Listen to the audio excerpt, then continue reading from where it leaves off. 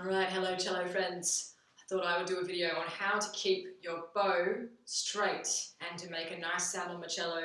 This is something that is a bit of a lifelong journey in many respects because there are so many techniques with the bow that get harder and harder that you're never stopping to learn, especially with the relaxation tension thing I mentioned before.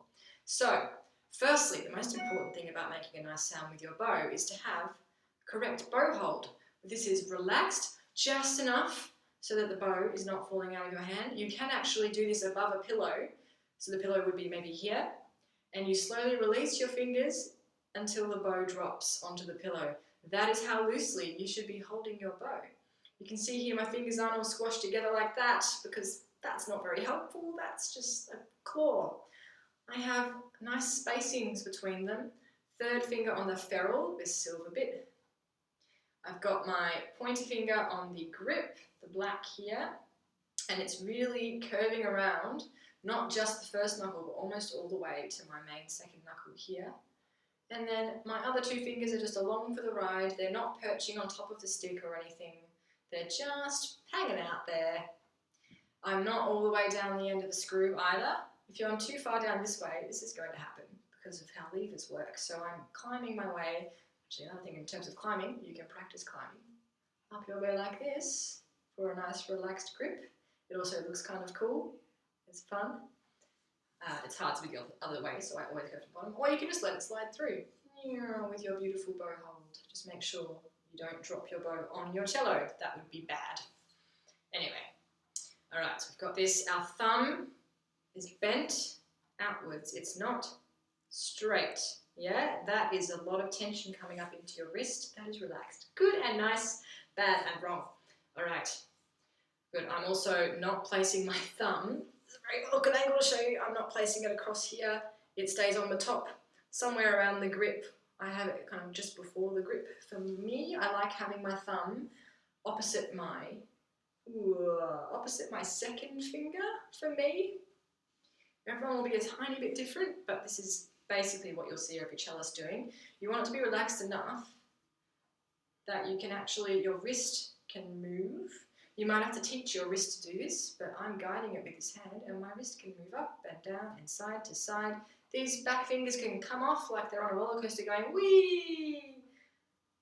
They don't need to be gripping at all, really. All I'm doing, once the bow is on the string, is I'm stopping it from falling off the string and stroking it to make a sound. When you think about the physics of what's happening, I am causing this to vibrate from side to side by stroking it with the horsehair. I don't need much pressure at all to do this, especially on the thinner A and D strings. Let's start on the A string. I would like you to think about lightness in the bow.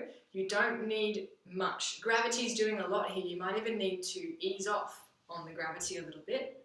Think about a lightness in your bow hand and stroke it sideways. For the bow being straight, in this case straight means parallel to the bridge. When I bow, my bow is never tipping past the bridge in either direction. It is as if I'm trying to hit a target directly to the side of me. Like that. It might not look straight to you from your perspective at the cello. But you'll see, if it looks straight to me, or if I want to do what a lot of people want to do and I want to pull my arm in, you can very clearly see this is not straight anymore, and in fact it's fallen onto the D string just then, and I've got almost a chicken wing starting to happen here. I want my bow and my arm to straighten this way. Yeah? D string. You can allow a tiny bit more of gravity because the string is thicker. But I still have a lightness. I'm still lifting a little bit with my fingers so that the bow is not stuck on the string. G string, again, I can allow a little bit more of gravity to do the work for me, especially now that my angle of my bow is towards the ground. For that, I'm thinking about my elbow being heavy and I just let go. Pretty much. Yes, and the C especially. Just let go of your arm, it'll do it for you. And all you need to worry about is making sure that the screw of your bow continues in that same, if you had a laser pointer coming out of here, you'd follow that line. I'm not going off on an angle like that or like this. That definitely doesn't work. When I first, well, not even when I first started, for quite a while, and occasionally now, I have to watch my bow because it will try and sneak either up and down or on an angle. Try and become aware of whether your wrist is changing angle, because you do want to keep that straight line as much as possible. There we go. Straight line, straight line. I've made a triangle here. Boop, boop, boop. Triangle. All right. Now, there is an equation, really, for creating sound. I should make one properly and write it down for you, but the basics are, because the bridge is where the string is held tight, if I try and bow on the bridge or right next to the bridge, I'm not going to get a nice sound because the string is so tight it can't vibrate properly. It's like, and that's called ponticello or sul pont, pont meaning bridge in French, P-O-N-T. If I bow right there, I get this ghostly kind of sound. If I bow a little bit further away, I need to allow a lot of pressure with the bow to create a sound. There we go, I got stuck there. If I don't do that, I still get sort of surface harmonics. Cool effect. See, that's the same as this harmonic if you've learnt that. If I just don't press down with the bow fairly close to the bridge, I get that harmonic, which is cool. That is an effect.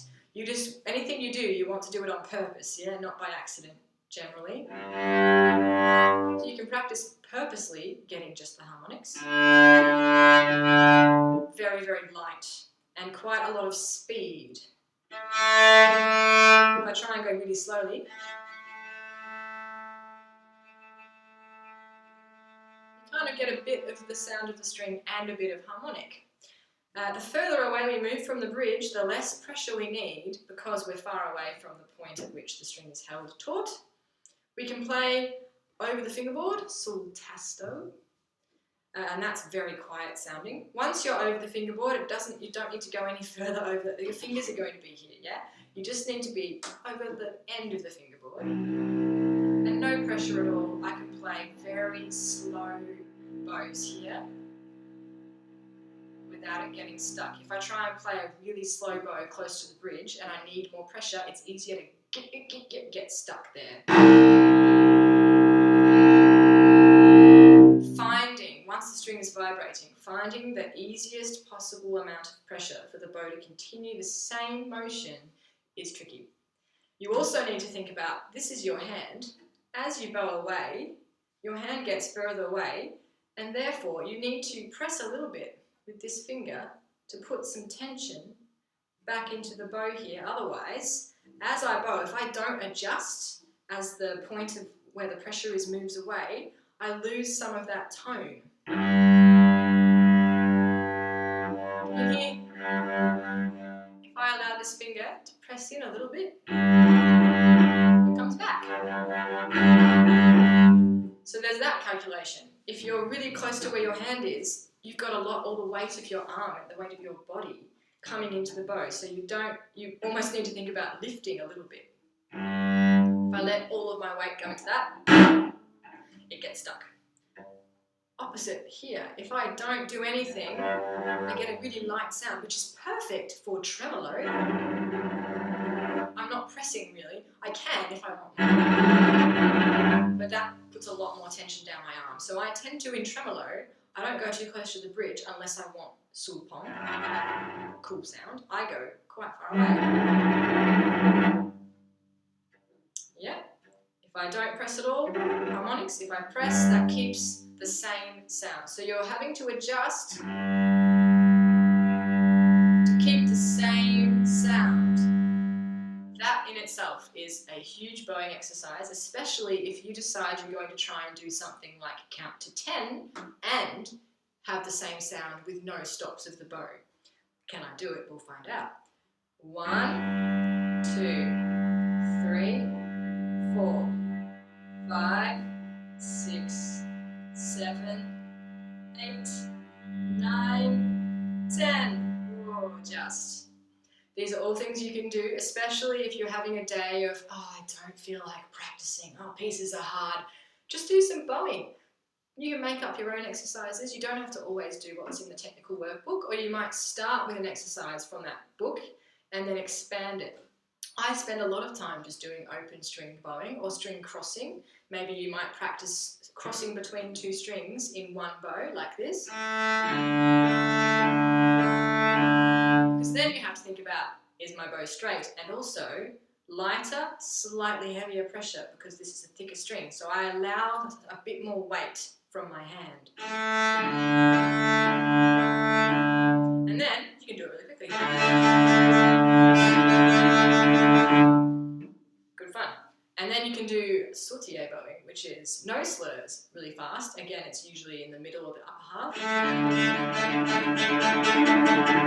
And I'm kind of circling my wrist there.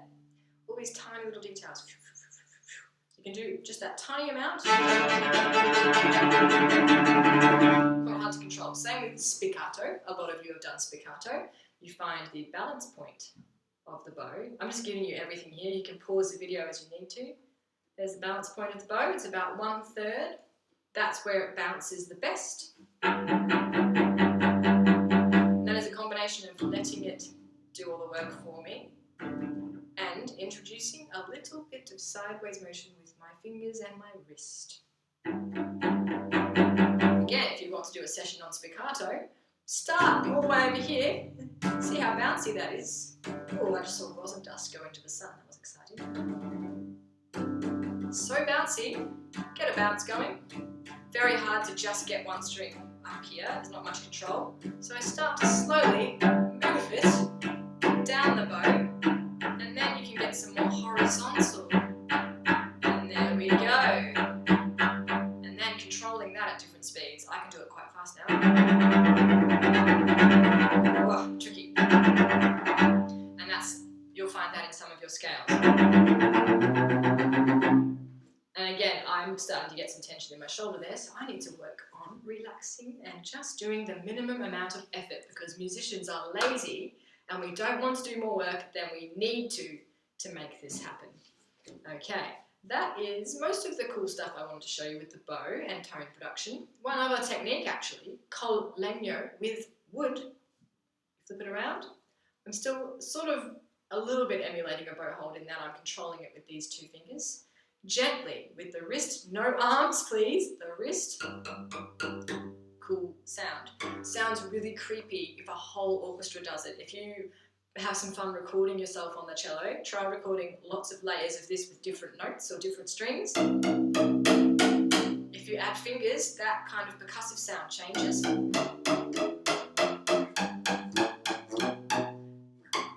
Harmonic. It can bounce as well. Lots of fun to be had. I really would love for you to use this time not just to keep working on what we've been doing, but to explore yourself. I'll try and send you links to things I think are interesting or useful. Feel free to send me links to things. I had someone send me a Simpsons episode with Yo-Yo Ma in it the other day. That was fun.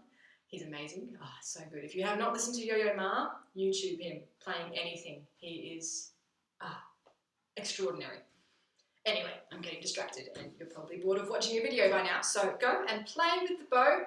Relaxation and control is key. Think about those variables. You've got the pressure, how much gravity, where is your hand compared to where the bow is touching the string. Where is the bow vertically between the bridge and the fingerboard? How fast are you bowing versus how slow are you bowing? They all interrelate to each other. If you're finding you don't like the sound you're making, change one of those things at a time and you'll probably find it will help. Change the speed, the pressure, the position vertically, or check that the position horizontally is not going wonky. You can even get someone to hold a piece of paper at your bridge because then you'll feel it when you're accidentally starting to tip on too much of an angle, especially somewhere like this, the tip of the bow will go quite far without you noticing. And over here, there's a lot of variables to worry about in cello. Not worry about, but to be aware of in cello. That's why it's so hard and that's why you're so cool and smart for learning it. Yeah? All right. Have fun, send me videos and things, please go for it. I would love that. I love to hear from all of you. All right, have fun.